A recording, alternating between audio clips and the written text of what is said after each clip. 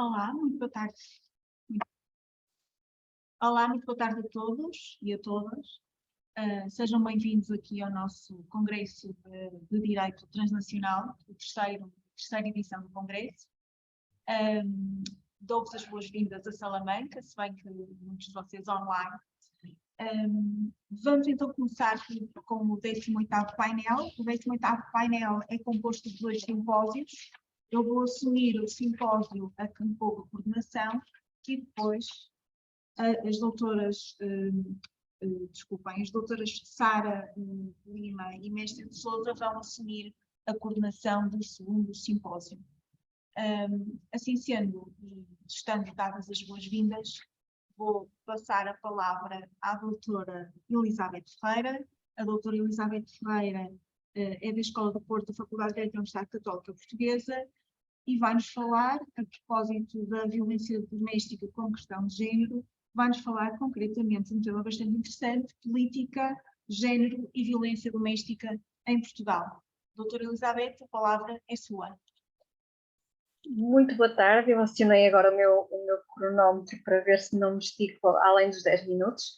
Eu gostava também de agradecer a presença de todos, quer online, quer presencialmente, felicitar ou cumprimentar aqui a moderadora, a senhora professora Sandra Tavares, que é minha colega e, portanto, que tenho um gosto especial de partilhar este momento com ela, e também felicitar a organização do Congresso, deste terceiro Congresso de Direito Transnacional.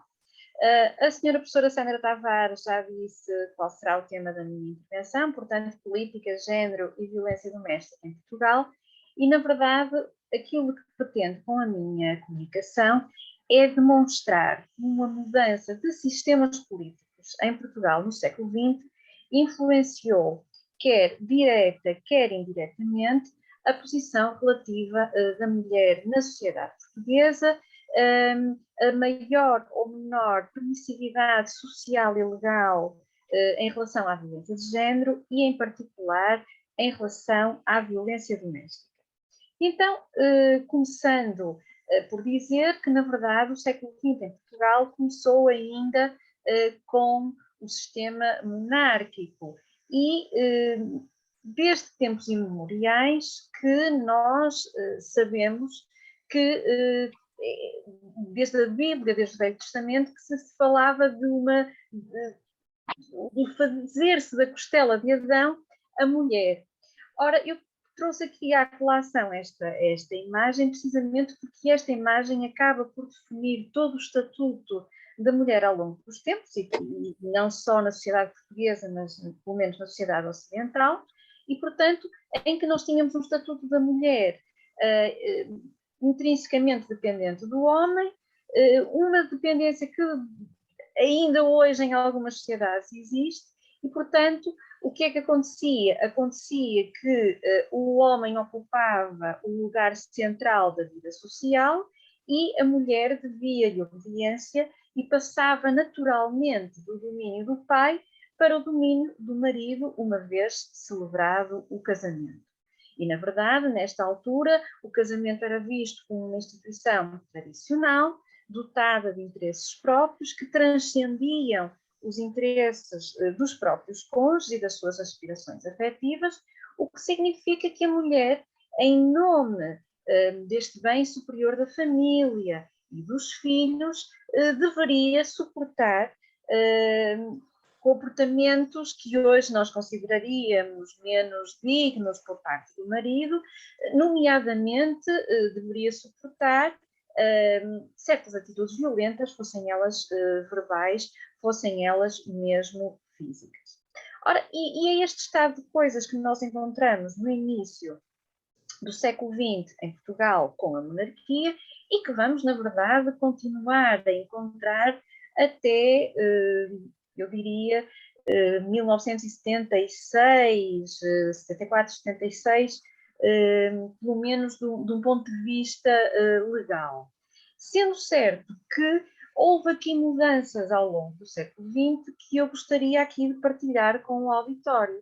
Desde logo, a primeira mudança significativa ocorre precisamente na passagem do regime monárquico para a Primeira República, designadamente porque a Primeira República em Portugal, implantada em 1910, trouxe consigo um sentimento marcadamente anticlerical e antirreligioso, e daí que, pela primeira vez em Portugal, tenha sido introduzida na legislação a possibilidade de divórcio, coisa que até aqui não era admissível. E assim nós encontrávamos neste decreto de 3 de novembro de 1910, no artigo 4º, número 4, como causas taxativas do pedido de divórcio litigioso, as sevícias ou injúrias graves. Portanto, o admitir-se o fim da relação matrimonial com base em comportamentos que hoje diríamos de violência doméstica era já, na verdade, algo de inovador e de louvar para a época. Só que, como nós sabemos, a história é sempre feita de avanços e recuos. E, na verdade, em 1933 surge uma nova Constituição que é, digamos assim, um corolário de um novo sistema político, o que em Portugal designamos como Estado Novo, um regime político ditatorial, autoritário, autocrata, uma noção corporativista de Estado e um Estado que, na verdade, este Estado, digamos assim, ditatorial, vigorou precisamente até ao golpe de Estado, ao 25 de abril de 1974. Ora, o que é que nós podemos dizer de traços de regime político que influenciaram a perspectiva e a posição da mulher na sociedade e também a violência doméstica? Desde logo que a Constituição de 1933 é uma Constituição que concretiza estes ideais de Salazar, precisamente inspirados no corporativismo, e onde nós tínhamos, na verdade, no Estado Novo, uma trilogia que era Deus, Pátria, Família. Portanto, havia aqui uma tentativa por parte do Estado Novo e, portanto, de Salazar, de recristianizar a família, e com isso, com essa missão autoproclamada do Estado de recristianizar a família, conseguiu-se quase que eliminar o divórcio em Portugal. De que forma? Nesta altura, em 1940, celebra-se com a Santa Sé uma concordata, no sentido mais ou menos de que quem casasse catolicamente abdicava da possibilidade de divórcio. Ora, como em Portugal a maior parte dos casamentos que se celebravam nessa altura eram católicos, isto significou precisamente que a possibilidade de divórcio, em termos estatísticos, ficou extremamente reduzida. Dizer ainda que a Constituição de 33, apesar de consagrar a igualdade dos cidadãos perante a lei, consagrava também ela uma exceção feita às mulheres, atendendo às diferenças resultantes da sua natureza e em razão também do bem da família. Voltando à questão do divórcio, é interessante referir que não só do ponto de vista legal havia aqui esta dificuldade em se obter o divórcio, pelas razões que já acabei de mencionar, mas mesmo aqueles que se casavam não catolicamente, esbarravam depois nas interpretações da jurisprudência, segundo as quais determinado tipo de comportamentos que nós hoje consideraríamos integradores daquele conceito que há pouco falei, de sevícias e injúrias graves, na verdade, nessa altura, eram consideradas, ou eram, esses comportamentos não eram consideradas injúrias ou graves ou sevícias. E eu trago aqui também, a título de exemplo, um acórdão que dizia que o facto do marido chamar à mulher senhora e feto não pode fundamentar o divórcio, o esbofeteamento da mulher pelo marido, idem.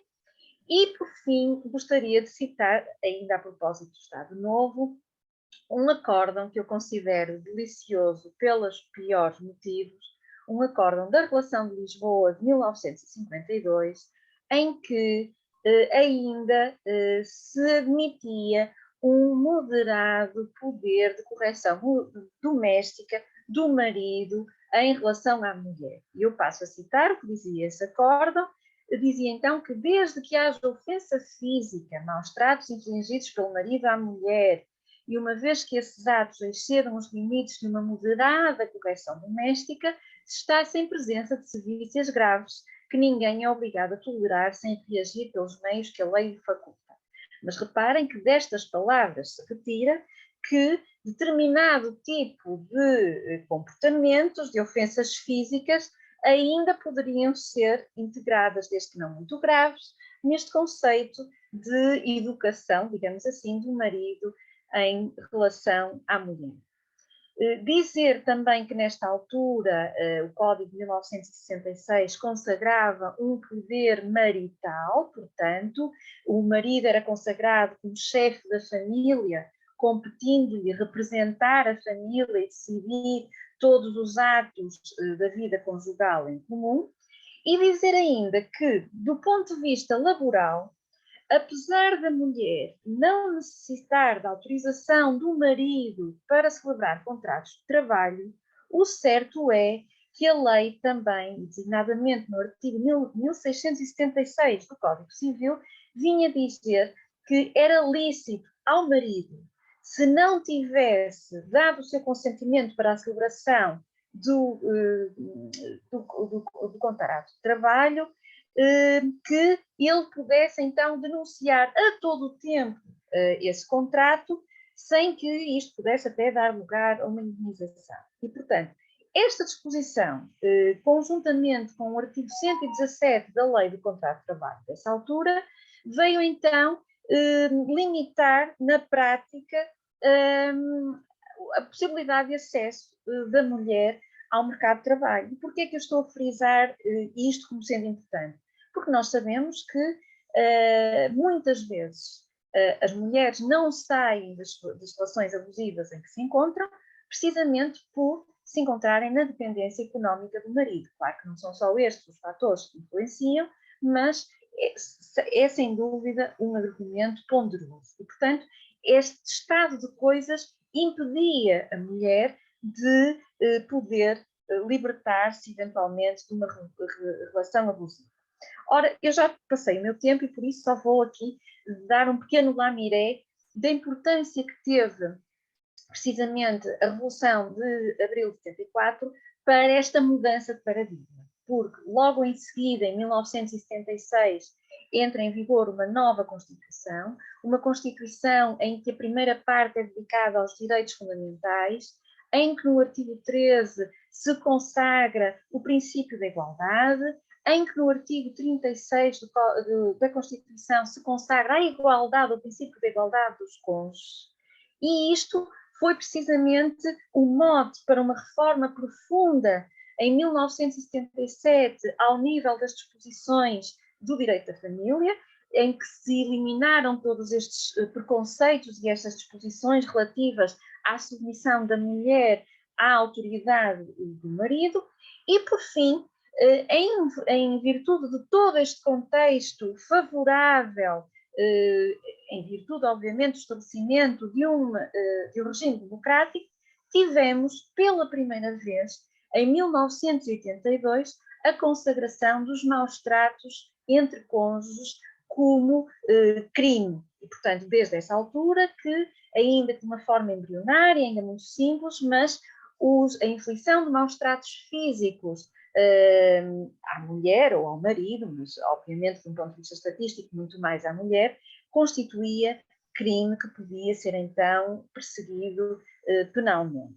Bom, já de facto ultrapassei o meu tempo, portanto resta-me agradecer mais uma vez a vossa paciência para me ouvirem e então passar a palavra à senhora moderadora agradecendo o tempo que me foi dedicado. Muito obrigada. Doutora, muito obrigada. Só se mostra que estes momentos de partilha científica são bastante relevantes. Eu sou colega da doutora Elizabeth há uns anos, conheço obviamente a sua investigação, eu pensei que conhecia. Aliás, para quem estiver interessado, não fala só de violência doméstica, fala de violências familiares várias, mas nunca tinha tido noção deste enquadramento político de médio e se calhar já um bocadinho longo prazo e da relevância ideológica que está subjacente a estas questões e, portanto, é um bocadinho caricato, mas é verdade. Para mim foi um momento de crescimento, apesar de supostamente conhecer bem o investigador e o pensamento.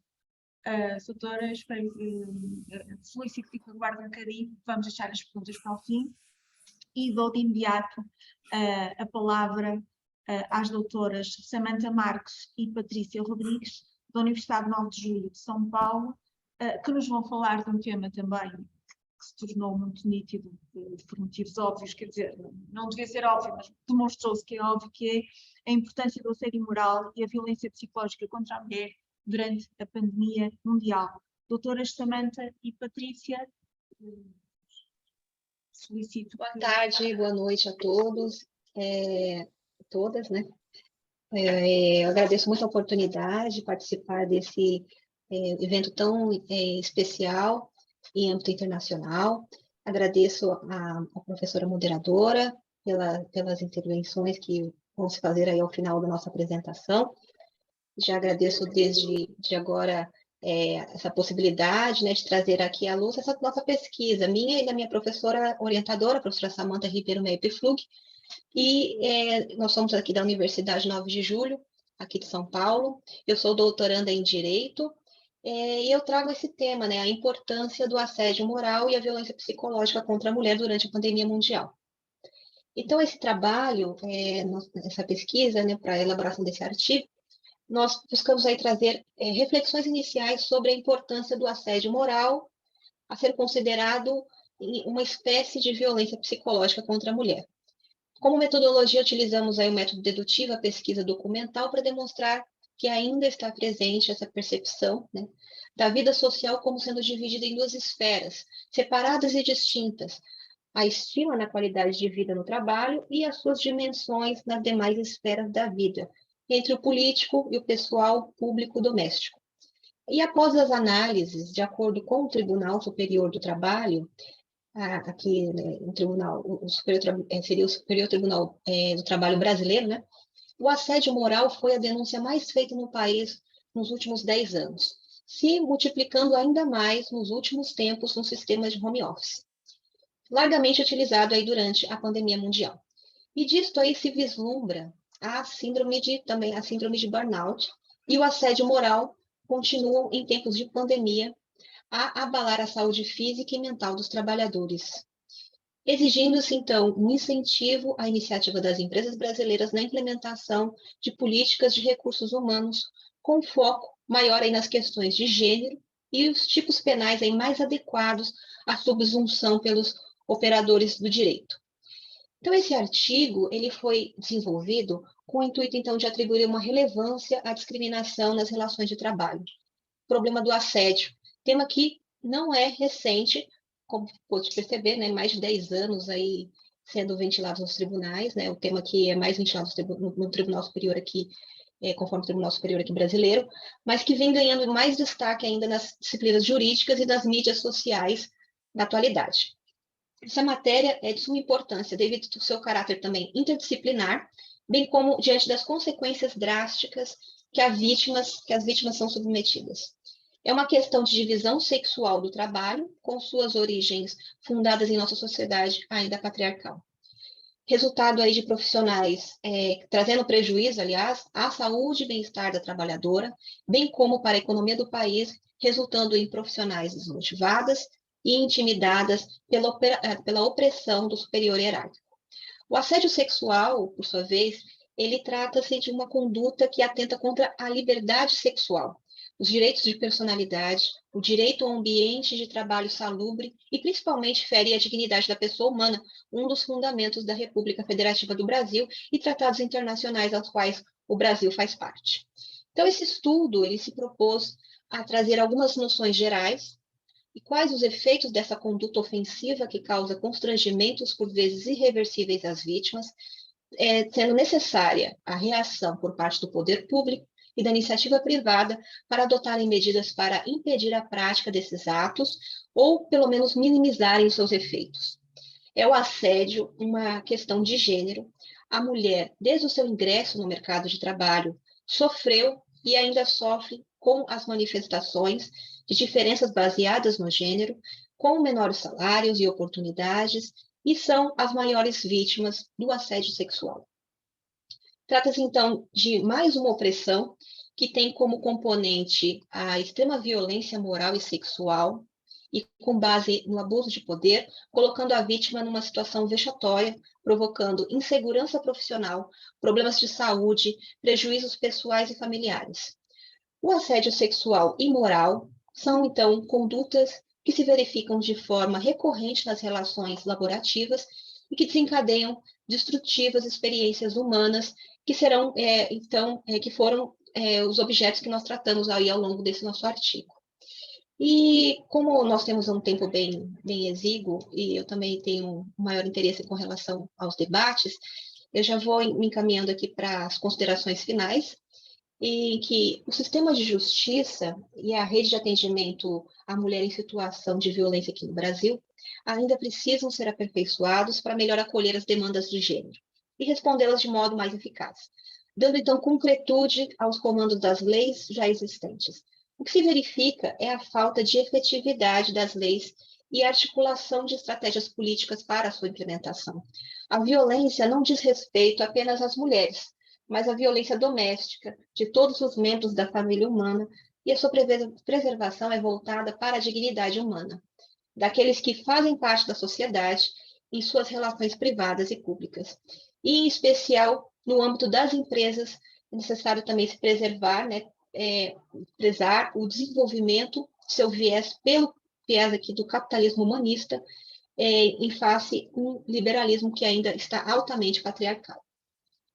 E, nesse sentido, eu trago essa ideia no artigo, a nova concepção de empoderamento, a qual se chama de poder sustentável. E aí eu cito Madalena de León, em que ela diz que essa ideia de poder sustentável seria um poder em que as relações entre homens e mulheres permitam integrar lo micro e lo macro, lo privado e lo público, lo produtivo e lo reprodutivo, lo local e lo global. E, por sua vez, Jessica Fink, ela traz aí as ferramentas, para umas perspectivas de abordagem dessa marginalização de gênero no local de trabalho, em que ela coloca que seriam algumas ideias: colocar as mulheres em posição de autoridade, conforme pesquisa em ciências sociais, mudanças na composição do grupo ou nas características físicas e sensoriais do ambiente podem reduzir substancialmente o nível de preconceito por outros membros do grupo. Também ela traz que se deve incentivar e promover um relacionamento forte entre homens e mulheres, promover relacionamentos mais próximos entre dominantes e subordinados, para preencher a lacuna da voz do subordinado como menos ouvida pelo grupo dominante. E talvez o mais importante e mais simples que ela cita é parar de esconder o problema, que é justamente o que nós estamos fazendo aqui, nessa oportunidade, expondo esse problema, que já é um problema recorrente e que precisa ter esse viés acadêmico para buscarmos soluções aí para essa questão. E, por fim, aí a autora, ela fala que que somos todos um pouco sexistas, e completa que, ao empregador reconhecer que o fenômeno da marginalização de gênero no local de trabalho existe, e ele também, ao reconhecer esse problema, ele pode também reconhecer a infinidade de maneiras pelas quais o preconceito permeia todos os aspectos da vida de seus funcionários, e isso abre oportunidade para juntos construírem soluções para o problema.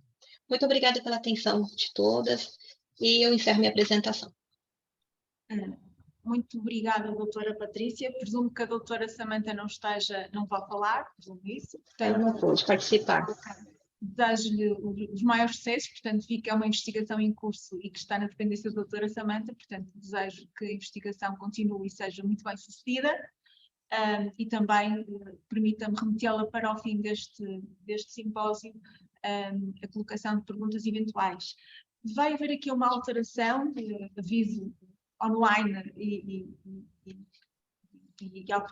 automaticamente. Houve aqui uma confusão qualquer, há aqui um trabalho que era deste simpósio e não do simpósio que segue, porque este painel abrange 2 simpósios, e, portanto, se fosse possível, e para organizarmos isto melhor, eu perguntava aos doutores Cláudio Bahia e à doutora Raíssa Marcandelli, ou um dos dois, não sei quem vai apresentar, se podem, portanto, queria esclarecer quem estiver a ver, que vamos passar formalmente para o último trabalho, mas que tecnicamente devia ter sido o segundo, aliás, e não o terceiro.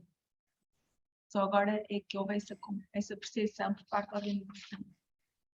Doutora Raíssa, a palavra é sua. Olá, pessoal, tudo bem? Vocês me ouvem bem? Sim, está excelente. Tudo bem.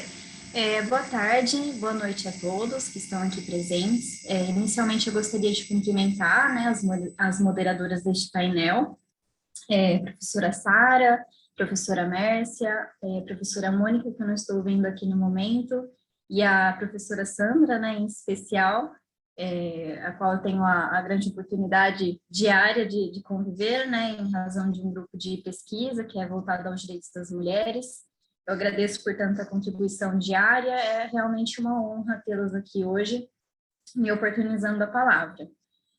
Brevemente, vou me apresentar. Eu sou mestranda em Direito Constitucional, né, especificamente em Sistema Constitucional de Garantia de Direitos, e sou pesquisadora em Direitos das Mulheres pelo IDP de São Paulo, e em Direitos Humanos, com ênfase em Gênero, pela Universidade Estadual do Rio de Janeiro.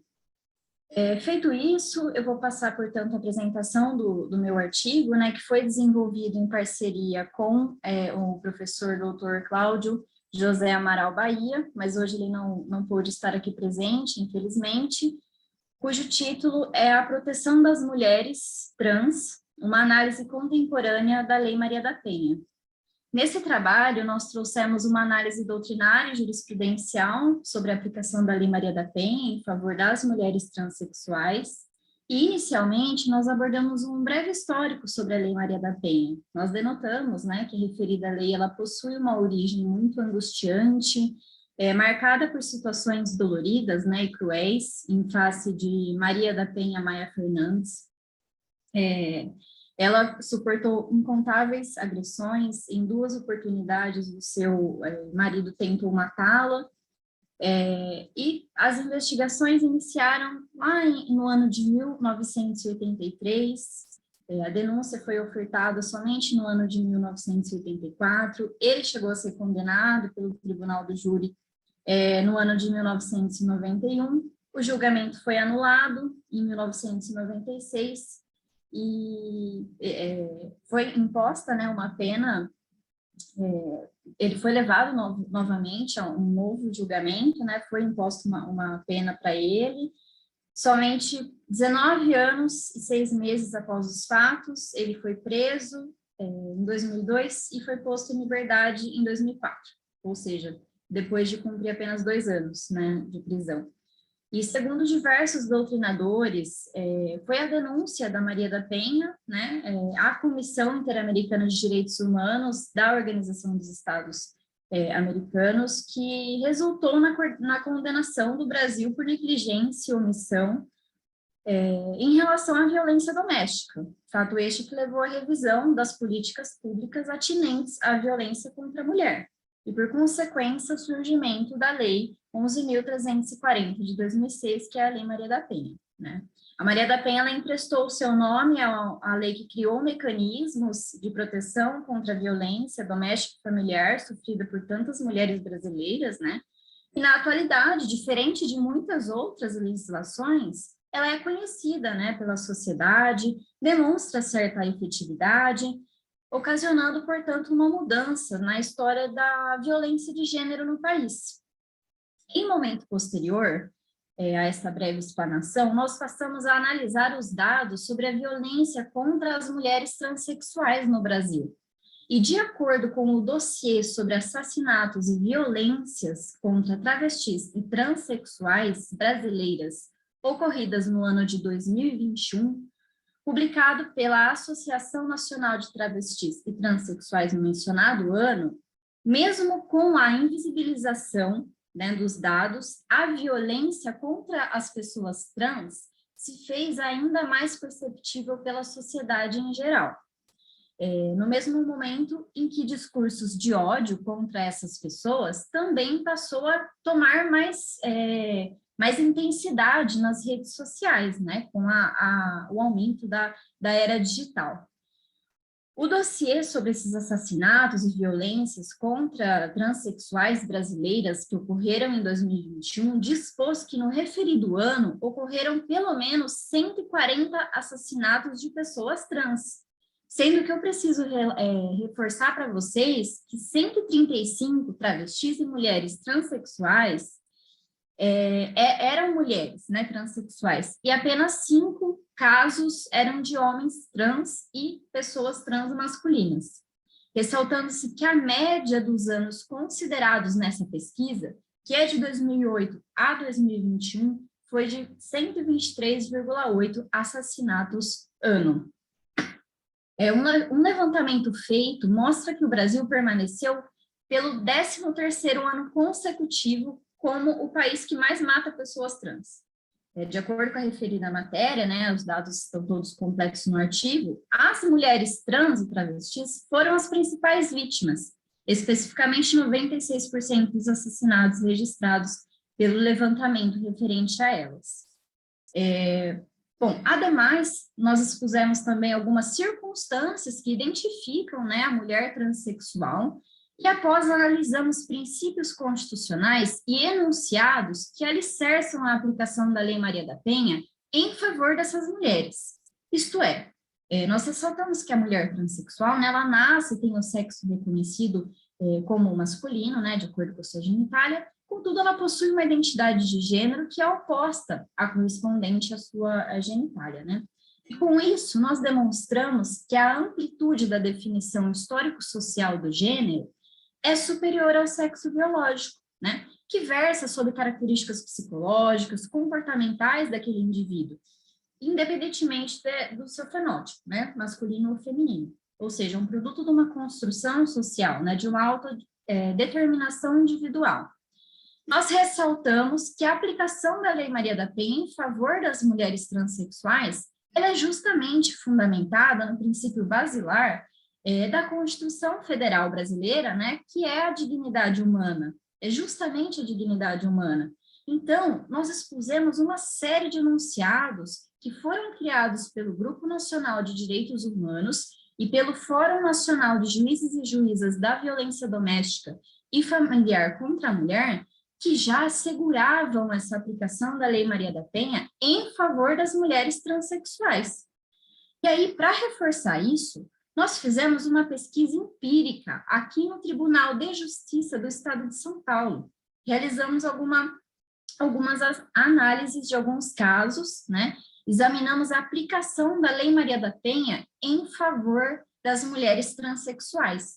Oportunidade em que nós pudemos verificar que em diversas situações o tribunal ele defendeu que, ao passo que a sociedade evolui, a legislação tem que acompanhar essas mudanças e que é indevido deixar à margem da proteção legal as pessoas que se reconhecem como mulheres. É dever do Estado garantir a integridade física e psíquica de qualquer forma de família.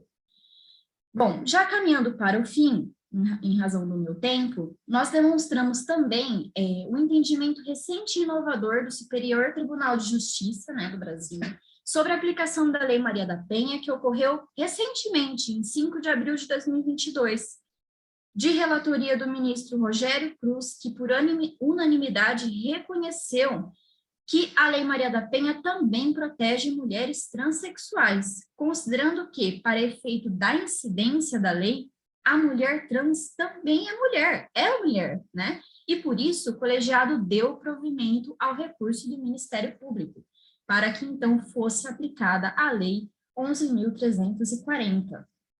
Com isso, né, já em sentido de conclusão, nós colocamos no nosso trabalho que seria necessário atentar-se ao fato que o Poder Judiciário ele assume uma importância muito grande nas lutas contra a violência, né, em face das mulheres, em especial em face das mulheres transexuais, que além de sofrerem discriminação pelo fato de serem mulheres, né, de se considerarem mulheres, elas sofrem o preconceito por serem transexuais, né, terem essa condição, ou seja, de rigor que as autoridades as protejam, né? Apliquem a lei de modo a dar amparo a elas.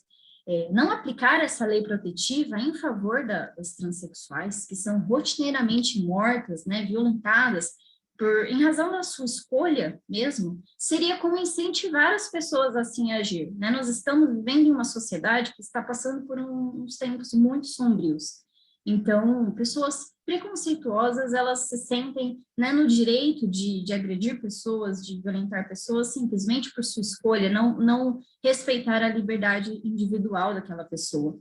Então, concluindo, foi possível observar um verdadeiro avanço quanto à defesa e o acolhimento em relação às mulheres transexuais pelo Poder Judiciário, com esse posicionamento do Superior Tribunal de Justiça, que vem ultrapassando entendimentos conservadores do nosso país, né, e muito marcado pelo patriarcado. Agradeço a todos pela atenção dispensada, estou muito feliz por estar aqui hoje. Obrigada, professora Sandra, professora Sara, professora Mônica que não está e professora Mércia. Muito obrigada pela atenção, boa tarde, boa noite a todos. Muito boa tarde, doutora Raíssa, agradeço o cumprimento estrito do tempo e também ter-nos trazido não só uma visão renovada da lei nos termos do que deve ser, mas também nos termos do que já foi aplicado jurisprudencialmente e, portanto, uma indicação segura de facto as coisas vão evoluir.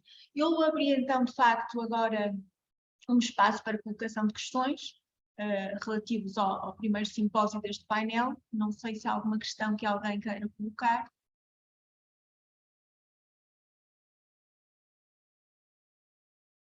Se não há questões, eu se calhar passo a palavra às doutoras Sara e Mércia, que têm o encargo de controlarem, vá lá, o segundo simpósio deste painel.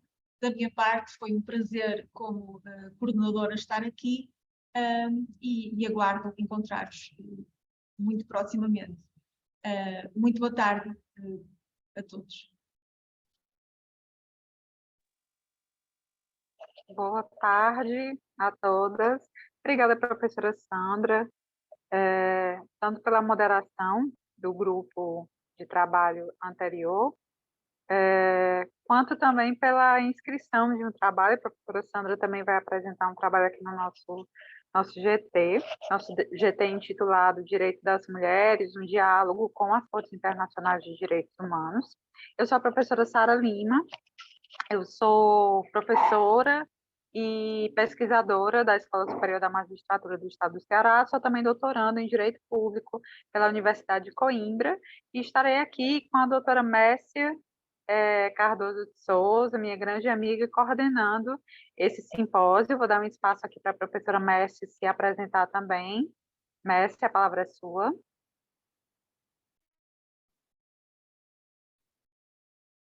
Boa tarde a todas e a todos. Para mim é uma honra estar aqui coordenando esse GT, né, esse simpósio, com a professora Sara Lima, que é minha amiga já há mais de 10 anos. Né? E parabéns pelos trabalhos enviados. Eu sou doutora em Direito pela Universidade de Fortaleza, mas também tenho formação como assistente social, no serviço social na Universidade Estadual de Ceará e em Direito na Universidade de Fortaleza, e coordeno a linha de pesquisa de Direitos Humanos da Escola Superior da Magistratura do Estado de Ceará. Lá a gente coordena uma revista, que é a revista Temes. Quem desejar mais informações pode enviar um e-mail para mim, que eu estarei pronta para responder. Um abraço, muito prazer.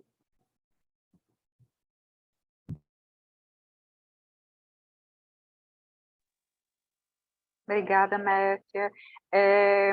Primeiramente, eu aproveito para parabenizar todas as colegas que fizeram suas apresentações, temas super interessantes, extremamente relevantes, e particularmente o trabalho da professora Elizabeth Ferreira me fez refletir um pouco, né, sobre essa influência da política na proteção dos direitos humanos das mulheres, quando ela falou que no governo Salazar houve uma tentativa de como foi mesmo o termo que a professora utilizou, cristianizar né? A família. Aqui no Brasil, a gente tem passado um pouco por isso, não sei se a professora Mércia concorda comigo, eu acredito que sim, nesse último governo de viés conservador aqui no Brasil, então Deus, família, tudo isso interligado, influenciando e obstacularizando, né, a proteção dos direitos das mulheres. Infelizmente, isso tem sido uma realidade, nós esperamos que mude, né, para que não haja nenhum tipo de retrocesso.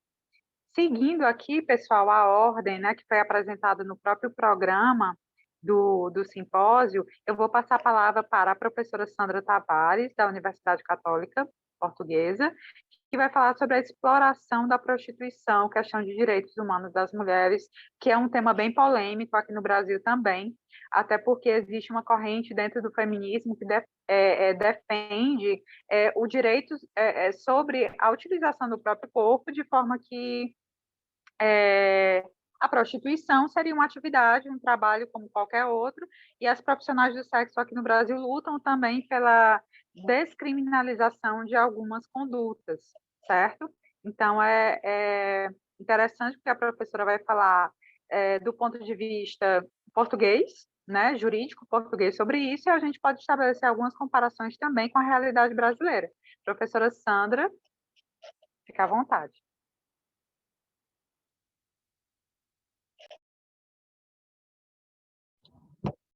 Bem, muito boa tarde. E como eu estava a dizer, ia tornar muito rapidamente, portanto, eu acabei de ser coordenadora e agora vou apresentar o meu trabalho no outro painel. Ora bem, eu vou falar da exploração da prostituição como questão de direitos humanos das mulheres e eu vou reduzir a minha apresentação a uma série de tópicos de discussão e depois reenvio quem estiver interessado ou para a discussão final ou então para a análise do artigo. Ora bem, em Portugal o que é que nós temos? Nós temos um crime que pune quem explora, vá lá, o exercício da prostituição por outra pessoa, ou seja, nós punimos em Portugal quem explora a prostituição alheia, mas não punimos quem se prostitui, nem punimos quem é cliente desse ato de prostituição.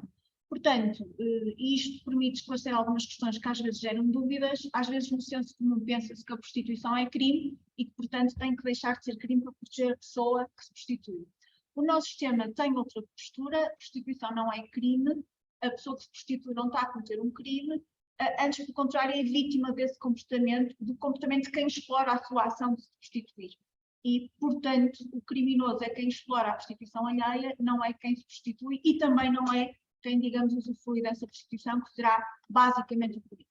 E, portanto, este é o primeiro ponto de partida, a pessoa que se prostitui como vítima. O segundo ponto, que às vezes, curiosamente, também gera alguma dúvida, é se isto é crime contra quê? Porque mesmo quando se assume que é crime e que deve ou não ser crime, muitas vezes deparamos com esta dúvida, mas isto está onde? O nosso código está sistematizado por valores e, de facto, a prostituição, o lenocínio, a exploração da prostituição é um crime contra a liberdade sexual, que é uma coisa que muitas vezes não está presente. Às vezes até se diz na brincadeira que é um crime fiscal, que o que está em causa é não se pagar impostos. Mas, de facto, o que está aqui em causa é a liberdade sexual das pessoas que está coartada, assumindo que o crime deve existir e, portanto, é um crime contra a liberdade sexual, como a violação, a coação sexual e muitos outros. Eu iria agora, em termos de atualidade, desculpem, em termos de atualidade desta realidade, qual é o problema que se coloca hoje em dia, e a doutora Sara já focou um bocadinho ao passo esta questão. Nós estamos aqui num momento um bocadinho bifurcado, em que, por um lado, há quem acha que o crime está muito bem e há quem acha que o crime está muito mal. E quem acha que o crime está muito mal, acha que está muito mal porque acha que devia punir mais e acha que devia punir menos. Portanto, estamos aqui numa situação um bocadinho curiosa, que é, há quem considere e defenda e até faça projetos legislativos nesse sentido, de que a punição peca por defeito, portanto, além de quem já é punido, também o cliente deve ser punido. E, de facto, se virmos isto como um negócio ilícito, mas negócio, o mercado é um espaço triangular em que se encontra a oferta e a procura, portanto, é um bocadinho estranho punir quem fornece a oferta, eu estou aqui a ser um bocadinho reiterada, mas é este o termo que eu quero dar, quem fornece o produto e depois não punir quem o procura. Por outro lado, há quem diga que se devia diminuir a punição, ou seja, que há aqui um certo entorno moral, tradicional, passado, antiquado, segundo o qual, de facto, o denúncio deve ser punido quando há uma exploração efetiva da pessoa prostituída, mas que a pessoa prostituída não tem que ser sempre vista como vítima. Portanto, a pessoa prostituída, ela própria, tem a sua vontade e pode querer desenvolver aquela atividade e nada obstaria a que o fizesse e, portanto, o que devia fazer, por um lado, era regulamentar a atividade da pessoa que se prostitui e, por outro lado, deixar de punir aquele que, numa perspectiva de intermediário, articula esta atividade. Portanto, a pessoa que se prostitui poderia ter interesse de recorrer a um terceiro que organizasse empresarialmente a sua atividade. Esta pessoa não deveria ser punida e, portanto, o crime de latrocínio cairia, pelo menos no número 1, aquele que não explora nenhuma situação de especial vulnerabilidade da pessoa que se prostitui. Ora bem, neste ponto, parece-me que se impõe uma bifurcação da abordagem, pelo menos esse que eu me proponho.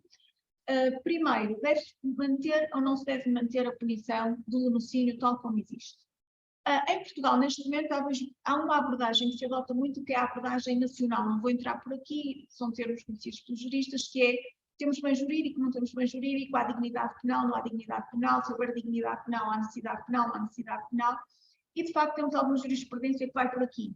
Pesquisar na Constituição se há ou não há bem jurídico, e há alguma jurisprudência que começa a dizer que não há, mas mesmo que haja, não há necessidade penal, e, portanto, até que ponto é que o tipo legal se deve manter ou não.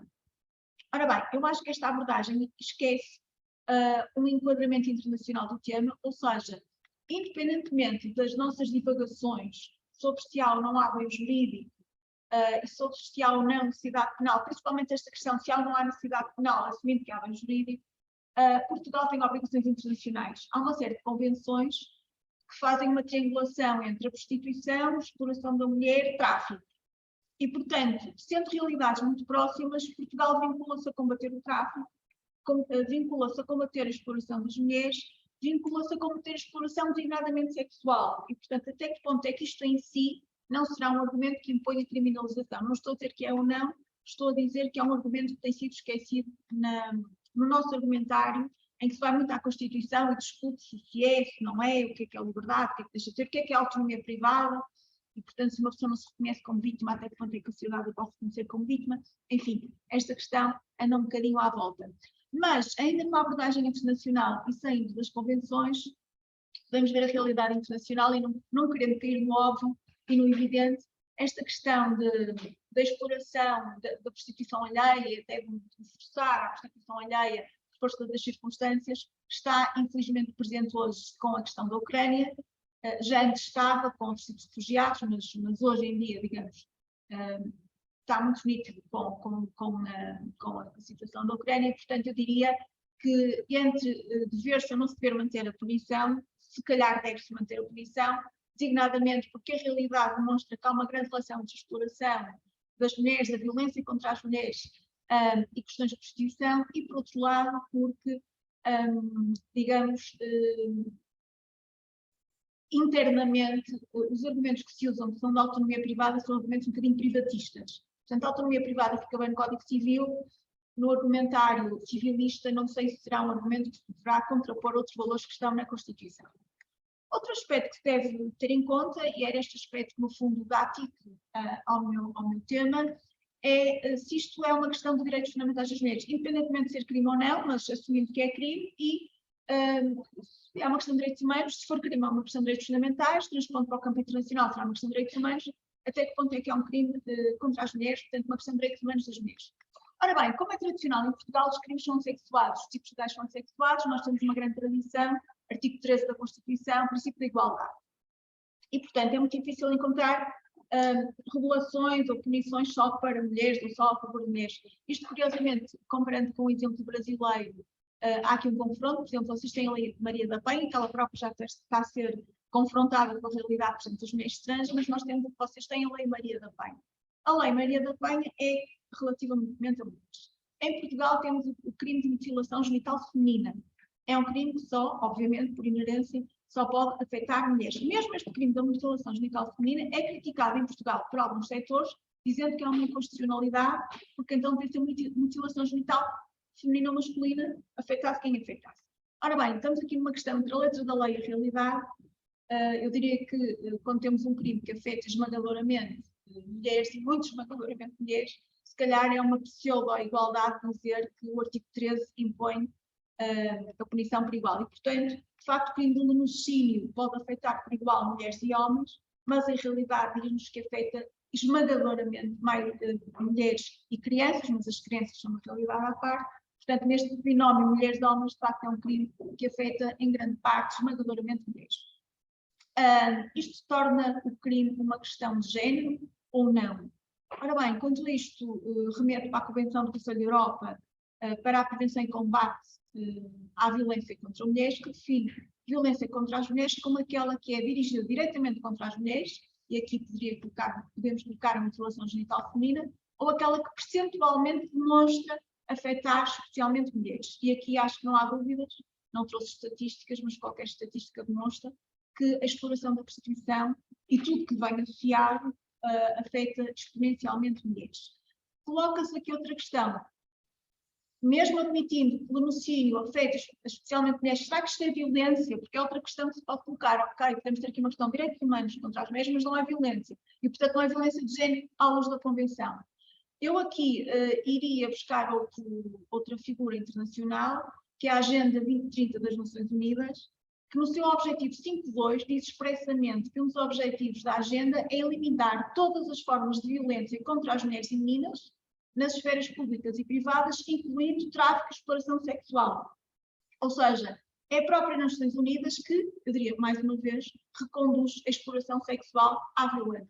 E, portanto, eu acho que se fecha aqui o círculo, dizendo que, de facto, o latrocínio é uma questão de género, mas mais do que ser uma questão de género, é uma questão de violência de género, e é uma questão de violência de género que, salvo a melhor opinião, parece-me que deve ser punida, e até chama a atenção que há quem ache que devia ser mais punido ainda, porque só punindo o cliente, ou seja, fazendo temer o bom homem, o bom pai de família, como nós temos em direito, é que se calhar haveria aqui uma reformulação da abordagem da temática.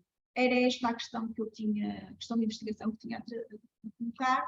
Espero que tenha sido útil e clara e mantenho-me à disposição para qualquer dúvida que tenham. Muito obrigada por tudo. Obrigada, doutora Sandra, pela explanação, por respeitar o tempo de apresentação também. É bem interessante mesmo a temática e uma discussão bem similar a que se mantém aqui no Brasil também nos últimos anos. É interessante também, depois da apresentação da Isabela, eu vou abrir um espaço tanto para questionamentos, como também a doutora Mércia pode fazer alguns comentários a respeito das apresentações. Esse tema até tem uma pequena relação, né, Mércia, com a problemática do tráfico de mulheres para a prostituição, que é um tema bem explorado pela doutora Mércia desde a sua tese de doutorado. Agora eu aproveito para passar a palavra para Isabela Cristina da Mota Bolfarini, da Universidade Estadual de Goiás, que vai apresentar o seu trabalho intitulado A Evolução das Questões de Gênero nas Sentenças da Corte Interamericana de Direitos Humanos. Tema muito pertinente e super inserido aqui na temática do nosso simpósio.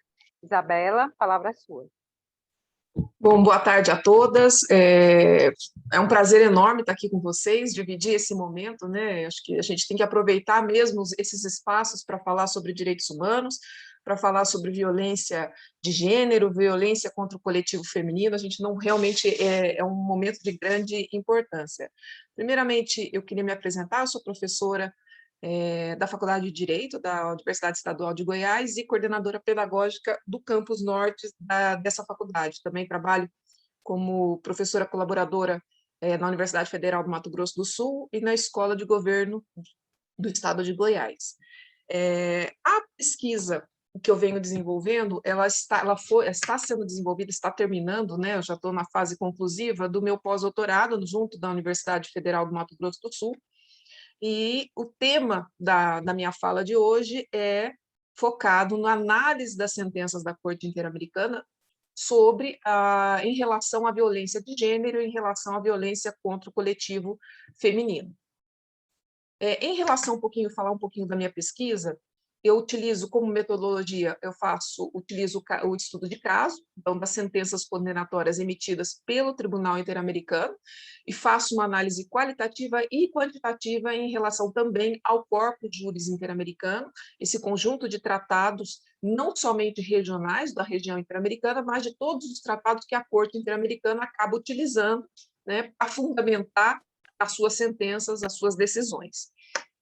O limite temporal da minha pesquisa, ele data de 1987 a dezembro de 2021. Então, eu faço uma análise de todas as sentenças até final do ano passado, até concluirmos dezembro de 2021, onde eu faço um levantamento de todos os casos, estou terminando, né, na verdade, agora estou fazendo análise das resoluções de cumprimento de sentença, mas os casos eu já fiz, a análise das sentenças eu já fiz, em relação a quais são os casos onde nós temos mulheres e questões de gênero que estão diretamente relacionados nas questões, nessas violências e nessas violações de direitos aí, dos processos da Corte. Em relação ao problema, nosso problema principal foi tentar, né, entender qual a abrangência da proteção do coletivo feminino na agenda da Corte Interamericana, e também entender se essa agenda interamericana ela acompanhou as tendências trazidas pelas teorias feministas e pelo conjunto de normas internacionais que tratam dessa matéria. Nós partimos, na pesquisa, do estudo desse tema à luz da teoria das políticas públicas, utilizando o referencial de Maria Paula Talaribuc, da USP, e do conceito e evolução da própria noção de reparação integral, e aí eu utilizo como referencial teórico Theo von Boben, da ONU, e Bassuni. Segunda etapa da pesquisa, a gente estruturou vários relatórios sínteses, né, relativos a essas sentenças que abordam questões de gênero e violência contra o coletivo feminino, e tivemos como principais objetivos a tentativa, né, de mostrar como a Corte Interamericana de Direitos Humanos veio trabalhando para ampliar a proteção de mulheres e meninas ao longo da sua atividade jurisdicional e interpretativa. Nós também buscamos entender a abrangência da proteção das mulheres na agenda da Corte Interamericana a partir de algumas questões chaves trazidas pelas teorias feministas, né? Como chave de leitura teórica, nós utilizamos na pesquisa, nós temos 4 dimensões fundamentais. A primeira dimensão, nós fazemos uma análise dessas sentenças a partir da ideia de construção das categorias analíticas de sexo, gênero e patriarcado, então, na sentença da Corte, e a dominação masculina na cultura latino-americana. A segunda chave de leitura, naturalização da mulher e dos papéis femininos, né, aqui no sistema regional, né, no nosso contexto interamericano. A terceira chave de leitura diz respeito à interseccionalidade das vulnerabilidades que incidem sobre o coletivo feminino. E a quarta dimensão, sistema de reparação da Corte Interamericana como experiência de resistência em face da opressão, né? E aí essa proposta a gente faz sobre a ótica decolonial. Temos alguns dados que eu acho que é importante só eu levantar para a gente entender aí o contexto regional. Nós tivemos alguns avanços gerais e algumas reformas jurídicas no contexto global, mas depois eu entro numa análise do contexto latino-americano. Então, desde 2014, nós temos quase 150 países que passaram a garantir a igualdade entre mulheres e homens, né, nas suas constituições. Mais de 130 países passaram a equiparar a idade mínima para o casamento, sem consentimento dos pais a partir de 18 anos ou mais, protegendo assim mulheres, as meninas, né, de casamentos precoces. 120 países que aprovaram leis sobre violência doméstica e 125 países que aprovaram leis proibindo o assédio sexual.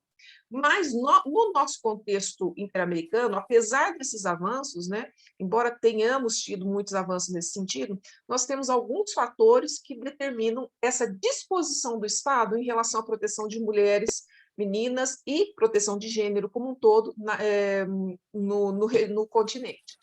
Então, quais são esses fatores que foram identificados? E esses fatores, eles podem ser identificados dentro das próprias sentenças, a gente consegue analisar a partir das situações fáticas.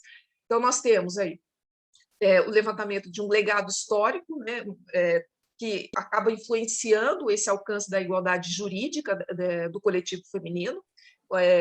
A relação entre Estado e religião, nós temos casos, por exemplo, de uma professora de religião na corte, que ela foi impossibilitada de continuar dando aula de religião, porque ela era homossexual.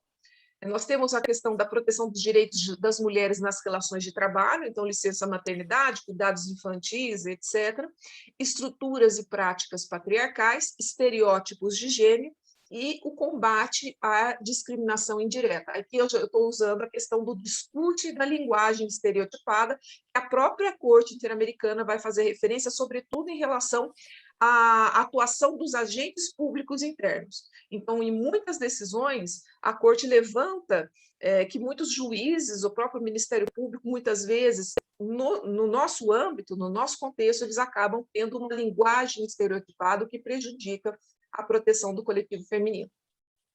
Em relação ao panorama de violência doméstica na região interamericana, nós temos, por exemplo, hoje, uma proporção de mulheres que denunciam violência por qualquer pessoa, desde os 15 anos, uma média aí, entre os países analisados, uma média de 2 mulheres em cada 5, né, que sofreram a violência, que são 2 a cada 5 que conseguem fazer denúncias. Taxas de violência conjugal, que vai variar de uma maneira semelhante entre os países do continente, da região, em torno de 40% das mulheres já sofreram algum tipo de violência conjugal. Mulheres de 15 a 49 anos que já sofreram violência ou maus tratos físicos por alguém durante a gravidez, nós chegamos a uma taxa de 15% das mulheres. Em relação às formas de violência conjugal mais comuns relatadas aqui no continente, nós temos taxas de violência sexual conjugal que atinge em torno de 19% das mulheres, violência conjugal emocional, em torno de 25% dos casos, combinações de violência conjugal, emocional, física e sexual, que chega a em torno de 40% dos casos evidenciados. Voltando o olhar novamente para as sentenças da Corte Interamericana, fazendo essa análise... Oi. Doutora Isabela, eu vou pedir só para adiantar logo para as conclusões. Sim, eu estou indo para as conclusões. Já está passando um pouquinho do tempo e a gente tem que finalizar até as 6h30 do horário de Salamanca. Ok. Tinha sido informado que era até 7, agora colocaram que é até 6h30, então... Não, eu estou cronometrando a apresentação, pode deixar, Sara, eu estou cronometrando aqui, okay. Tem 2 minutinhos aqui para terminar. Agradeço. Em relação ao panorama das sentenças da Corte, nós levantamos, por exemplo, Costa Rica e Nicarágua, cada um com um processo relacionado à violência em face do coletivo feminino, Bolívia, República Dominicana, Uruguai e Honduras com 2 processos cada país, Paraguai com 3 processos, Chile e El Salvador com 4 processos, Argentina, Brasil, Equador e Venezuela com 5 processos, México com 6 processos, Peru com 7 processos, Colômbia com 8 e Guatemala com 13 processos. Em relação à análise temporal, os anos onde nós temos maior número de processos decididos pela Corte em relação à violência de gênero foram 2012, 2014, 2016 e 2018. Então, nós temos o início da análise dessas situações a partir, sobretudo, de 2004, certo?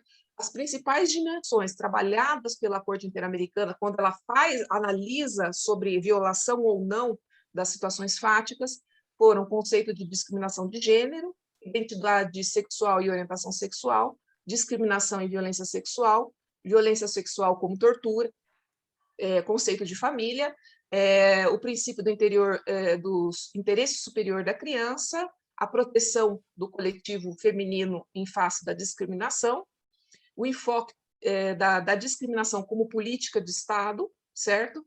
Foram as principais bases de análise.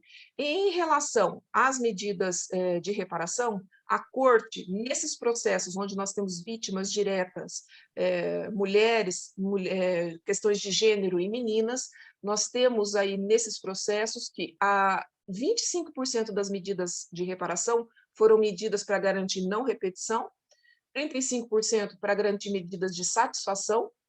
Essas 2 medidas são medidas que incidem diretamente nas políticas públicas nacionais.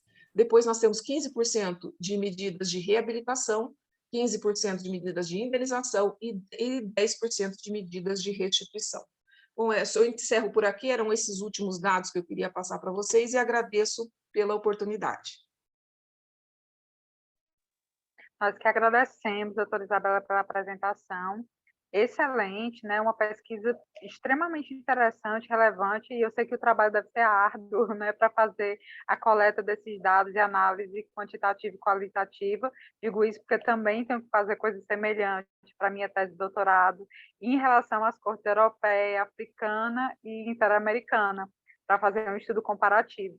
E só que mais especificamente sobre direitos reprodutivos das mulheres. Tem mais esse recorte, que na Corte Interamericana, essas violações são consideradas formas de violência contra a mulher, como a negação do direito ao aborto legal, como o caso de esterilizações forçadas, e, curiosamente, algumas dessas situações não são consideradas formas de violência contra a mulher pela Corte Europeia de Direitos Humanos. Isso quer dizer, dentre outras coisas, né, que além da Corte Interamericana, ela prevê reparações mais simbólicas, mais pedagógicas, mais que busquem realmente uma transformação social, ela também vem sendo fortemente influenciada pela grande representatividade dos movimentos feministas, né, na região das Américas, sem dúvida nenhuma. Enfim, adorei a sua pesquisa, né? E desculpe realmente ter interrompido um pouco aí no final da sua fala, porque de acordo com o cronograma que nós tínhamos, o encerramento do nosso simpósio teria que ocorrer até às 7 da noite de Salamanca, mas acabaram de informar aqui da coordenação que vai ter a cerimônia de encerramento, então nós temos que terminar às 6h30, horário de Salamanca, por isso eu fiquei um pouco mais apressada, até porque eu quero abrir espaço aqui para questões, né? Seja algo que possa ser respondido mais rapidamente. Se não tivermos questionamentos, eu passo a palavra para a doutora Mércia, para que ela possa dar alguma opinião, ou enfim, fazer o fechamento aqui do nosso simpósio. Alguém tem alguma pergunta para as colegas que apresentaram, doutora Sandra ou doutora Isabela? Não, está tudo ok. Então, vou passar a palavra para a doutora Mércia, para que ela faça aqui o encerramento. E, doutora Mércia, fica à vontade. Obrigada, doutora Sara. Parabéns à doutora Isabela, à doutora Sandra, pelas apresentações, pelos temas enfrentados, por sinal, muito interessantes. Eu sou suspeita para falar, porque eu estudo gênero há mais de 20 anos, no serviço social e no direito, então a gente vive nessa luta há bastante tempo. A doutora Sandra, esse tema da prostituição é um tema tão... A doutora Sandra ainda está? Ah, está. Esse tema da prostituição é um tema tão delicado, não só no âmbito de Portugal ou do Brasil, mas de todos os países, né, do mundo, porque a gente sabe que a Sara já adiantou que eu estudo o tráfico de pessoas, né? Também tem uma forte tendência ao tráfico de mulheres, tanto que é o grupo mais vulnerável a esse problema. E esse problema é tão delicado que nos trabalhos preparatórios para a aprovação do protocolo de Palermo, que é o protocolo que trata sobre o tráfico de pessoas, teve um embate de organizações feministas, uma vendo a prostituição como um trabalho, não é, que a pessoa pode escolher. Ô, Cris, seu queijo está na geladeira, viu? E a outra... Só lembrar de desativar os microfones, tá? Fala na geladeira e a gente na hora do almoço, né, Sara?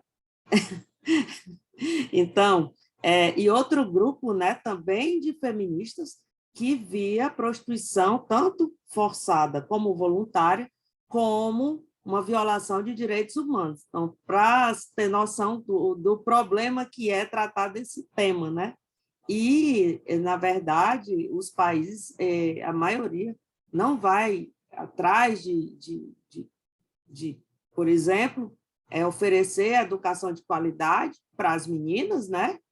Cumprir o ODS, o número 5, da igualdade de gênero, né? Que está aí, que só se fala nisso, e também trazer o empoderamento para essas mulheres e meninas, para que elas não caiam, né? Nessas redes, né, de prostituição, de tráfico de mulheres, e entre outros problemas que a gente sabe que existem em todo o mundo. E o Brasil é um país, né, que é muito difícil tratar essa questão também, fora a questão, por exemplo, da moral, né? Por aí vai. Mas eu gostaria também de parabenizar e de sugerir como dica de leitura, né? Algumas autoras, como Leila Basted, a professora Silvia Pimentel, que foi do comitê da CEDAW, inclusive foi presidente, né, do comitê por 2 mandatos, tá bom? A gente está até lançando um livro, a Sara está no livro, ela não quis organizar o livro comigo, me deixou sozinha, mas ela é uma das autoras do livro, viu, gente? Não foi por falta de convite. Que trata justamente sobre os temas da CEDAW, né? E lá eu trato sobre o tráfico de mulheres, né? A gente fala um pouco também sobre a prostituição. Outra leitura, Angela Davis, né? Que foi falado em interseccionalidade, Eliette Safiotti, e também vale a pena dar uma olhada nas recomendações, né, do Comitê da CEDAW, que não trata especificamente da violência contra a mulher no seu texto, porque na década de 70 não era favorável nessa discussão, mas a recomendação 19, recomendação geral 19, que trata sobre a violência contra a mulher, ela foi atualizada por meu salvo engano da recomendação 35, recomendação geral 35, e é um tema que assim, a gente vai perdendo as forças, né, de ver tanta leitura, da gente lutar pela igualdade e para que esses problemas não existam mais na sociedade, a gente busca a erradicação, mas a gente tem que continuar lutando, né? E a doutora Isabela, que apresentou o trabalho Evolução das Questões de Gênero das Sentenças da Corte Interamericana de Direitos Humanos, né? Trabalho muito relevante e precisa, doutora Isabela, apenas de alguns ajustes nas regras do edital, tá bom? No mais, parabenizar, né, e me colocar à disposição, se vocês quiserem receber os arquivos, né? Posso enviar para vocês, tá bom? Parabéns. Obrigada, doutora Mércia. Mais uma vez, aproveito para parabenizar a todos os colegas que apresentaram, parabenizar também a coordenação do evento. Agradeço aqui a presença e a atenção de todos e podemos, então, encerrar aqui o nosso simpósio. A todos uma boa tarde ou uma boa noite, né? E fiquem para a cerimônia de encerramento. Abraço, foi um prazer. Tchau, tchau.